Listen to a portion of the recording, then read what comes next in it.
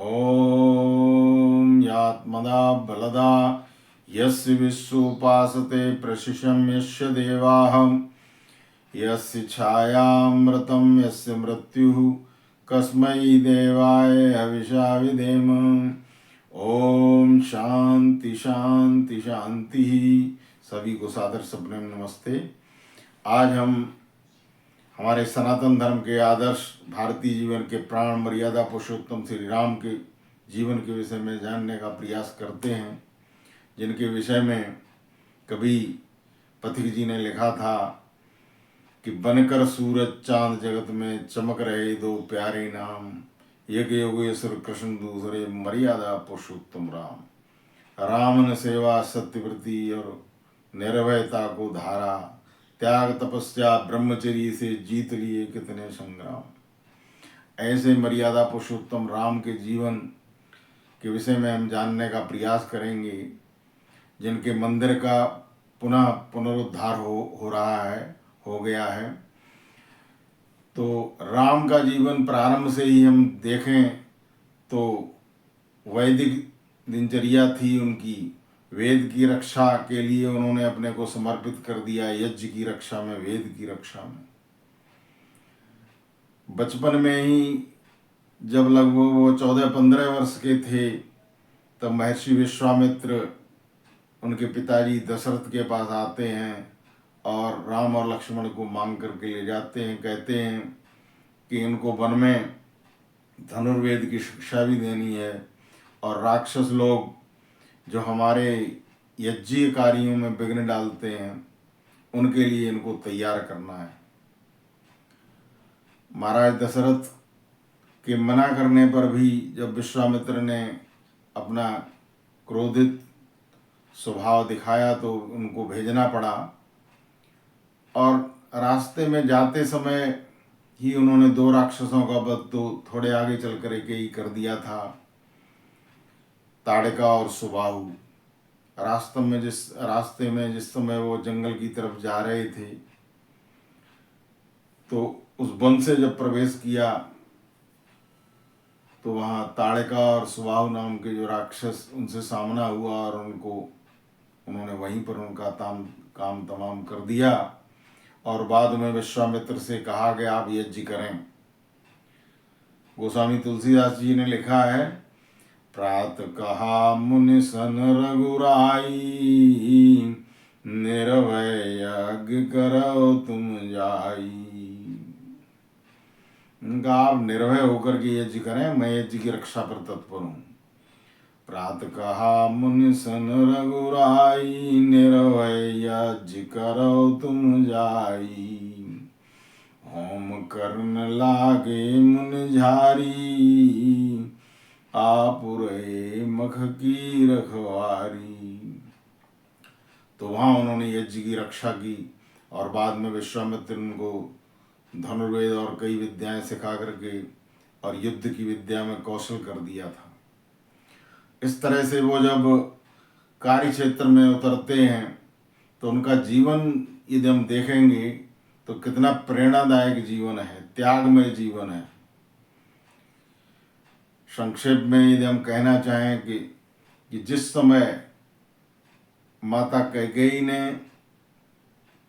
वनवास मांगा था राम के लिए, राम का राज्याभिषेक होने की तैयारी हो रही थी और इधर माता कैकेयी ने वनवास मांग लिया, और जिसके लिए राज्य तिलक मांगा था भरत, उनको भी देखिए, इसके लिए राज्य तिलक मांगा वो राज्य को स्वीकार नहीं कर रहे, और जिनको वन के लिए आज्ञा मिली वो तुरंत तैयार होकर के और बड़ी प्रसन्नता के साथ वन को जाने लगते हैं। और उस समय माता कौशल्या से जब आज्ञा लेने जाते हैं तो माता कौशल्या उनको रोकती हैं। राम बड़ी प्रसन्नतापूर्वक उनसे कहते हैं कि मुनिगण मिलन विशेष वन, सबय भांति हित मोर, तेईमो पितवायुष बर सम्मत जननी तोर। वहाँ वन में हमको क्या लाभ होगा, ऋषि मुनियों का सत्संग करने को मिलेगा, मुनिगण मिलन विशेष वन, और सबय भांति हित मोर। वन में मेरा सब तरह से हित होने वाला है, और उस पर भी पिताजी की आज्ञा का पालन होगा और आपकी राय भी है। तो माता कौशल्या कहती हैं कि नहीं, मेरी राय तो नहीं है। वो कहती हैं कि जो केवल पितु आय सुताता, तो जन जाओ जानी बड़ी माता। जब केवल पिताजी ने तुमको बन जाने की आज्ञा दी है, तो मैं बड़ी माँ हूं, तुमको रोक सकती हूँ, रोक रही हूँ। और फिर आगे देखिए मर्यादा, वो कहती हैं कि जो पितु मातु कहु बन जाना, तव कानन सतयवद समाना। जो यदि पिता और माता दोनों ने आज्ञा दी है, तो वन तुम्हारे सैकड़ों अयोध्या के बराबर है। तो राम कहते हैं कि आज्ञा तो माता और पिता दोनों ने दी है, तो कौशल्या सहर्ष उनको बन जाने की आज्ञा दे देती हैं। कितना बड़ा त्याग है माता कौशल्या का, राम का। राम वन को जाने के लिए एक सेकंड भी हिचकिचाते नहीं हैं, बड़ी प्रसन्नता से तैयार हो जाते हैं। जिस राज्य के लिए आज के समय में कितनी ओछी राजनीति हो रही है, लोग झूठ बोलते हैं, क्या क्या हथकंडे अपनाते हैं, और उस राज्य को मर्यादा पुरुषोत्तम श्री राम यूं ही छोड़ करके और चल देते हैं। गोस्वामी तुलसीदास ने कवितावली नामक पुस्तक में एक जगह लिखा है कि राजीव लोचन राम चले, तज बाप को राज बटाऊगी नहीं। राजीव लोचन राम चले, तज बाप को राज बटाऊगी नहीं। मर्यादा पुरुषोत्तम राम पिताजी का राज्य ऐसे छोड़ करके चल दिए जैसे कोई पथिक जो है रास्ते में चलता जाता है और रास्ते की वस्तुओं पर ध्यान नहीं देता। तो देखिए कितना त्यागमय जीवन। और उसके बाद भरत आते हैं। भरत कहते हैं कि ये राज्य मुझे स्वीकार नहीं है, और वो खड़ाऊ लेकर के वहाँ जंगल से वापस आते हैं, क्योंकि जब वन में गए तो वहाँ राम को मनाने के लिए जिस समय पहुँचते हैं, तो राम भी राजगद्दी को स्वीकार नहीं करते हैं, भरत राज्य करना नहीं चाहते हैं। तो राज्य को उन्होंने फुटबॉल बना रखा था। एक भाई कह रहा है कि राज्य तुम्हारा है, दूसरा भाई कह रहा है कि राज्य तुम्हारा है।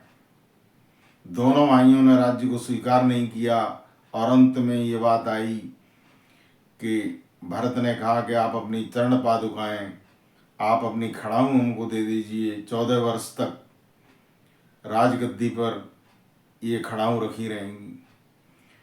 और वो खड़ाऊ को सिर पर रख करके छोटा भाई और अयोध्या लौटता है। अयोध्या में राजगद्दी पर 14 वर्ष तक वो राम की पादुकाएं रखी रहती हैं। देखिए विश्व के इतिहास में इससे बड़ा त्याग का स्तंभ, त्याग का उदाहरण दुनिया में देखने को नहीं मिलता। भारत में ही जब पतन हुआ, तो यहाँ एक तरफ तो भाई भाई से कह रहे हैं कि राज्य तुम्हारा है, दूसरा भाई कह रहा है कि राज्य तुम्हारा है, और 14 वर्ष तक यहाँ पर खड़ाऊ ने राज्य किया था। और वही जब पतन का काल आया, तो महाभारत के समय में दुर्योधन कहता है भाई से कि तुम्हें सुई की नोक के बराबर जमीन नहीं देंगे, और जिसका परिणाम महाभारत का भयंकर युद्ध हुआ, और जिसका परिणाम आज तक हम लोग भोगते आए। तो राम का जीवन कितना त्यागमय जीवन है। जैसा वेद मंत्र कहता है, ईशावास्यमिदं सर्वं यत् किंचित जगत्याम जगत, तेन त्यक्तेन भुंजीता मां गृधा कस्य सुवै धनम। कि ये संपूर्ण संसार परमपिता परमात्मा का है, उसी से व्याप्त है। ईशावास्यमिदं सर्वं यत् किंचित जगत्याम जगत, तेन त्यक्तेन भुंजीता। आय मनुष्य तू इसमें त्याग पूर्वक रहे, त्याग पूर्वक भोग कर, किसी भी वस्तु में आसक्त न हो। तो राम का जीवन देखिए हमको त्याग की शिक्षा देता है। उनका जीवन वेद के मंत्रों के अनुसार, ईश्वर की आज्ञा के अनुसार था। वेद कहता है त्याग पूर्वक इस संसार में रहे। जब राम ने बाली को मार दिया था तो वहाँ का राज्य स्वयं वहाँ के अधिकारी बन सकते थे, लेकिन नहीं, उन्होंने वहाँ सुग्रीव को वहाँ का राज्य दे दिया। इसी तरह से लंका में जब लंका को जीत लेते हैं तो वहाँ का राजा विभीषण को बनाते हैं। और महर्षि वाल्मीकि लिखते हैं वहाँ पर, अब स्वर्णमयी लंका नमे लक्ष्मण रोचते, जननी जन्म भूमिश्च स्वर्गादपि गरीयसी। कि सोने की लंका लक्ष्मण मुझे अच्छी नहीं लगती, मुझे तो मेरी जन्मभूमि जो है वो स्वर्ग से भी बढ़कर है, अयोध्यापुरी।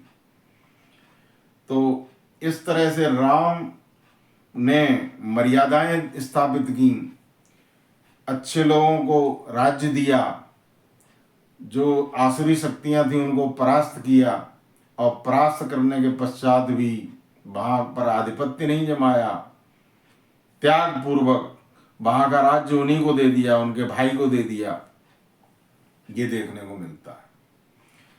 इसी तरह से उनके जीवन में यदि हम देखेंगे तो संपूर्ण मानव जाति को उन्होंने गले लगाया था। उस समय भारत जो है, उत्तर का क्षेत्र जो था वो देवराष्ट्र कहा जाता था, फिर आर्य राष्ट्र कहा जाता था, उसके नीचे का जो क्षेत्र था उसको नाग राष्ट्र कहते थे, फिर और दक्षिण में वानर राष्ट्र और फिर राक्षस राष्ट्र आता था। राम का जीवन यदि हम देखेंगे तो देवताओं की रक्षा करने के लिए, दैवी शक्तियों की रक्षा करने के लिए उन्होंने संपूर्ण मानव जाति को एक किया था। चाहे नाग हो, गंधर्व हो, वानर हो, आदिवासी हो, वनवासी हो, केवट, सबरी, कितने उदाहरण देखने को मिलते हैं। सुग्रीव, हनुमान, बाली को मार करके वहां का राज्य सुग्रीव को देना, सुग्रीव से मित्रता, कहाँ उनमें भेदभाव की भावना थी, कितना पवित्र जीवन था।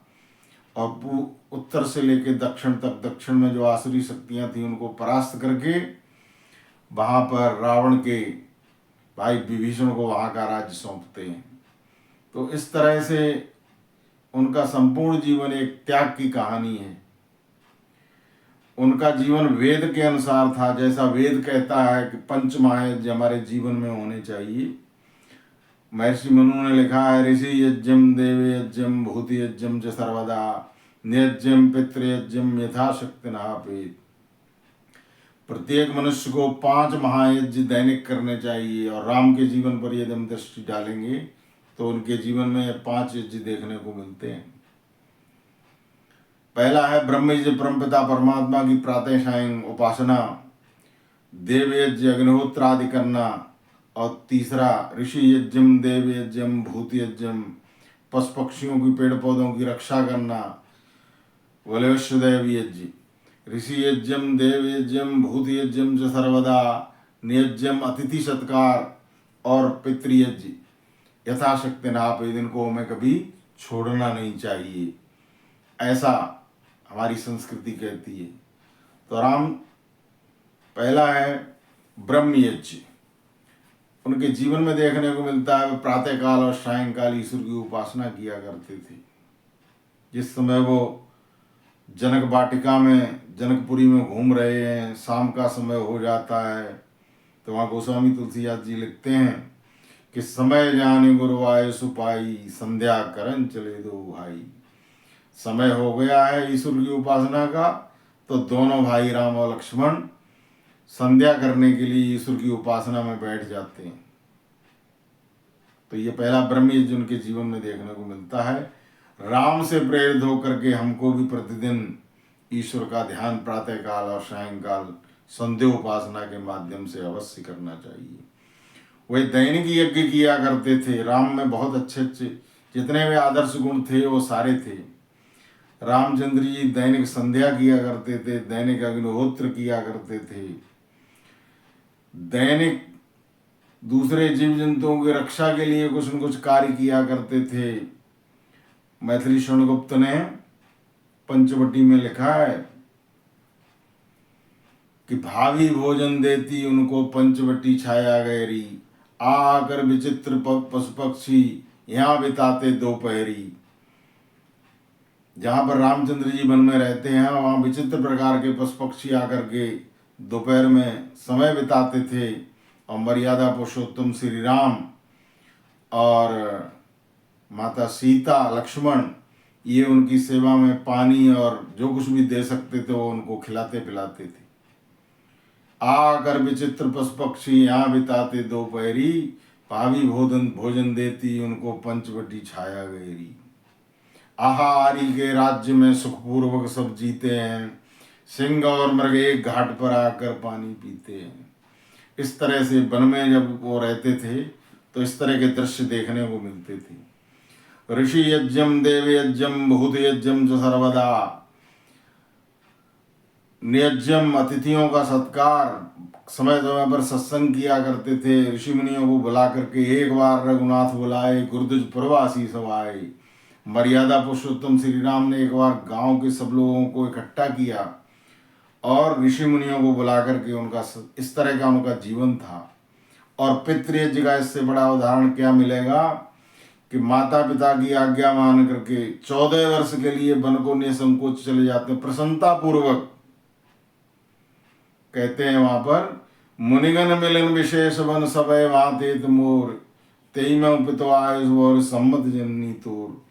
कि वहाँ ऋषि मुनियों का हमें सत्संग करने को मिलेगा, माता पिता की आज्ञा का पालन होगा, इससे बड़ा हमारा सौभाग्य क्या होगा। और 14 वर्ष तक वनों में रह करके उन्होंने तपस्या की, ऋषि मुनियों का सत्संग किया और राक्षसों का विनाश किया। तो उनका पूरा जीवन एक आदर्श जीवन है। राम एक आदर्श पिता थे, राम एक आदर्श पुत्र थे, राम एक आदर्श भाई थे, राम एक आदर्श पति थे, राम एक आदर्श राजा थे। तो आइए हम राम के आदर्श जीवन को, जैसा कि गोस्वामी तुलसीदास जी ने रामचरितमानस में और महर्षि वाल्मीकि ने रामायण में वर्णित किया है, उसका अध्ययन करके उनके जीवन से प्रेरित होकर के अपने जीवन को आलोकित करें और पूरे विश्व का कल्याण करें। इसी के साथ मैं अपनी वाणी को विराम देता हूँ। ओम।